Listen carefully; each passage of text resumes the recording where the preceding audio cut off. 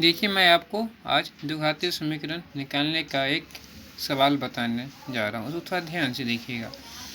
प्रत्येक मैट्रिक के प्रत्येक साल की परीक्षा में आपको एक द्विघातीय समीकरण पूछता है। द्विघातीय समीकरण निकालो, उसमें आपको दे देता है मूलों का योग और मूलों का गुणनफल आपको दे देगा और कहेगा कि मूलों द्विघातीय समीकरण इसका निकाले। वही सवाल आपको, जो पहला सवाल है 0 और √5 है। 0 और क्या है?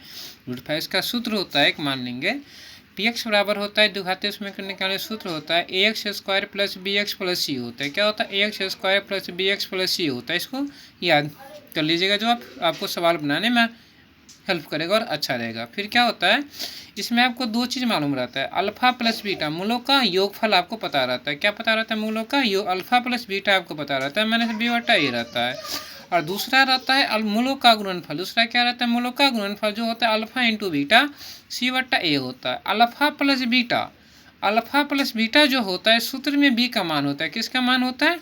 बी का मान होता है। अल्फा इंटू बीटा सूत्र में, सूत्र हिसाब से सी का मान होता है। क्या इसका मान होता है? सी का। अल्फा प्लस बीटा मूलों का योग होता है, अल्फा इंटू बीटा मूलों का गुणनफल होता है। उसका मान सी की जगह पर रखना है और उसका मान बी की जगह पर रहता है। बी का सूत्र ही होता है क्या?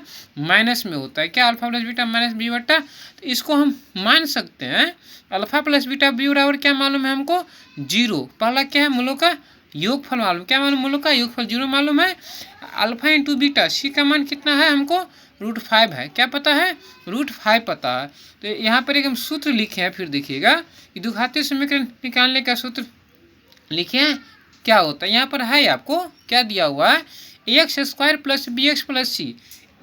ए को एनी टाइम हम एक मानते, क्या मानते? 1 गुने x², इसको कर लेंगे हम। और माइनस यहाँ क्या है? 0 है, तो बी का सूत्र क्या होता है? माइनस में। इसीलिए यहाँ क्या होगा? यहाँ होगा -0। क्या होगा यहाँ पर?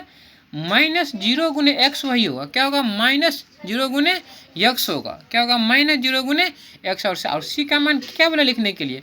Alpha into beta. क्या बोला लिखने के लिए? अल्फा इंटू बीटा क्या होता है? √5 होता है। क्या होता है? √5 होता है।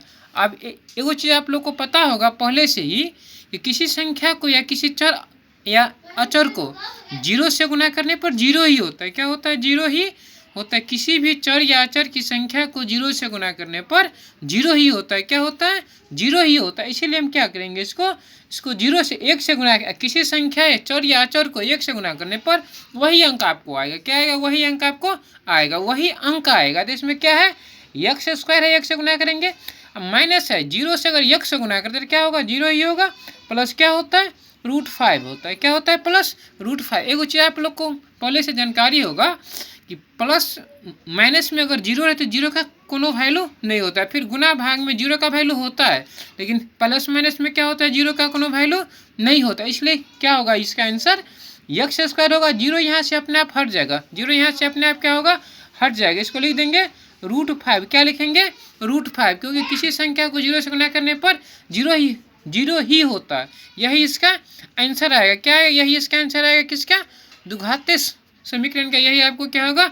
यह आंसर होगा। इसको देखिए और सवाल समझिए, और एक एक इसका पहलू ऐसा है जो आपको सुनने से क्या होगा? याद हो जाएगा। ऐसे सूत्र होता है इसका द्विघात में निकालने का, ax² प्लस bx प्लस सी होता है।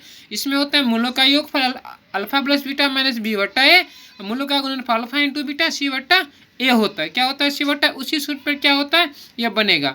अल्फा प्लस बीटा बी का मान होता है अल्फा इंटू बीटा सी का मान होता है। इस चैनल को देखिएगा और सब्सक्राइब कीजिएगा।